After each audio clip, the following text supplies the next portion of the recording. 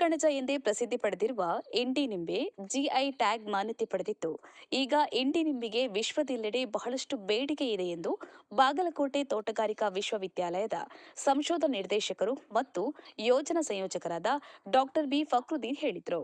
ಅವರು ಇಂಡಿ ತಾಲೂಕಿನ ತಡವಾಲಗ ಗ್ರಾಮದ ಜೋಡಗುಡಿಯ ಶ್ರೀ ಮರುಳಸಿದ್ದೇಶ್ವರ ಮಂಗಲ ಕಾರ್ಯಾಲಯ ಆವರಣದಲ್ಲಿ ತೋಟಗಾರಿಕೆ ವಿಜ್ಞಾನಗಳ ವಿಶ್ವವಿದ್ಯಾಲಯ ಬಾಗಲಕೋಟೆ ಹಾಗೂ ರಾಜ್ಯ 20 ಜಿಐ ಟ್ಯಾಗ್ ಹೊಂದಿರುವ ಬೆಳೆಗಳು ಹಾಗೂ ಇತರೆ ದೇಸಿ ತಳಿಗಳ ಬೀಜ ಬ್ಯಾಂಕ್ ಸ್ಥಾಪನೆ ಯೋಜನೆ ತೋಟಗಾರಿಕಾ ಇಲಾಖೆ ಕರ್ನಾಟಕ ಸರ್ಕಾರ ಹಾಗೂ ಕರ್ನಾಟಕ ರಾಜ್ಯ ಲಿಂಬೆ ಅಭಿವೃದ್ಧಿ ಮಂಡಳಿ ಇಂಡಿ ವಿಜಯಪುರ ಇವರ ಸಹಯೋಗದಲ್ಲಿ ಒಂದು ದಿನದ ತರಬೇತಿ ಶಿಬಿರ ಕಾರ್ಯಕ್ರಮವನ್ನು ಉದ್ಘಾಟಿಸಿ ಮಾತನಾಡಿದರು. ವಿಜಯಪುರ ಜಿಲ್ಲೆಯ ಇಂಡಿ ನಿಂಬೆ ತನ್ನ ವಿಶಿಷ್ಟ ಗುಣಮಟ್ಟ, ತೆಳುವಾದ ಸಿಪ್ಪೆ ಮತ್ತು ಹೆಚ್ಚಿನ ರಸಭರಿತತೆಗೆ ಹೆಸರುವಾಸಿಯಾಗಿದ್ದು ಜಿಐ ಟ್ಯಾಗ್ ಮಾನ್ಯತೆ ಪಡೆದಿದೆ. ಇದು ಈಗ ಅಂತಾರಾಷ್ಟ್ರೀಯ ಮಾರುಕಟ್ಟೆಗೆ ಅಂದರೆ ಒಮಾನ್, ದುಬೈ, ಯುಕೆ ಸೇರಿದಂತೆ ಅನೇಕ ರಾಷ್ಟ್ರಗಳಿಗೆ ರಫ್ತಾಗುತ್ತಿದೆ ಎಂದರು.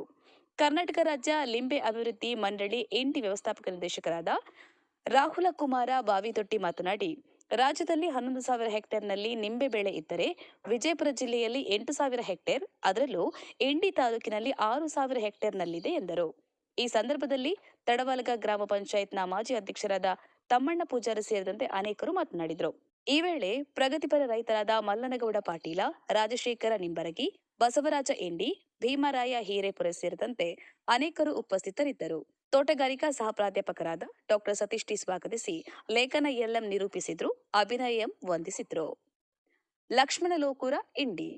ಜೈ ಭೀಮ್ ನ್ಯೂಸ್ 24x7 ಇದು ಬಹುಜನರ ನ್ಯಾಯಕ್ಕಾಗಿ.